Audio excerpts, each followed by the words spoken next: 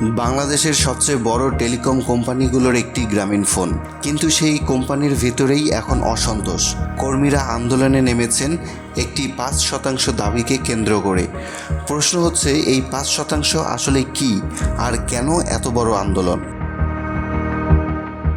সম্প্রতি গ্রামীণফোনের কর্মীদের একটি অংশ তাদের বিভিন্ন সুযোগ সুবিধা এবং আর্থিক দাবির বিষয়ে আন্দোলন শুরু করেছেন। কর্মীদের অভিযোগ, কোম্পানির আয় এবং মুনাফা বৃদ্ধি পেলেও কর্মীদের প্রাপ্য সুবিধা সেই হারে বাড়ছে না। তাদের অন্যতম দাবি হলো নির্দিষ্ট হারে আর্থিক সুবিধা বা বেতন সংশ্লিষ্ট সমন্বয়, যা নিয়ে দীর্ঘদিন ধরে আলোচনা চলছিল, কিন্তু কর্মীদের দাবি অনুযায়ী সন্তোষজনক সমাধান না হয় তারা প্রতিবাদ কর্মসূচি শুরু করেন।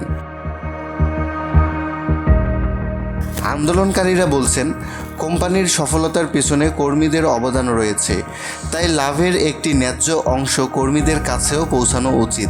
তাদের মতে, বর্তমান অর্থনৈতিক বাস্তবতায় জীবনযাত্রার খরচ অনেক বেড়েছে, ফলে কর্মীদের জন্য আর্থিক সুবিধা বৃদ্ধি করা জরুরি। অন্যদিকে কোম্পানি কর্তৃপক্ষ সাধারণত এমন পরিস্থিতিতে ব্যবসায়িক বাস্তবতা, নীতিমালা এবং দীর্ঘমেয়াদী পরিকল্পনার বিষয়গুলো বিবেচনার কথা বলে থাকে। তবে আন্দোলনের ফলে বিষয়টি এখন আলোচনার কেন্দ্রে চলে এসেছে। এটি শুধু একটি প্রতিষ্ঠানের অভ্যন্তরীণ বিষয় নয়, কারণ গ্রামীণফোন বাংলাদেশের অন্যতম বৃহৎ কর্পোরেট প্রতিষ্ঠান।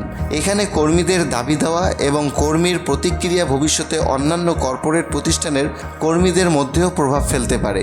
এছাড়া এটি কর্মীদের অধিকার, ন্যায্য পারিশ্রমিক এবং কর্পোরেট দায়বদ্ধতা নিয়ে নতুন করে আলোচনা তৈরি করেছে।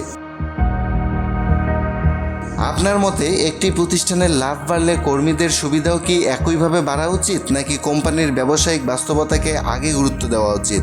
আপনার মতামত কমেন্টে লিখুন, আর এমন গুরুত্বপূর্ণ সমসাময়িক বিষয় জানতে ভিডিওটি শেয়ার করতে ভুলবেন না।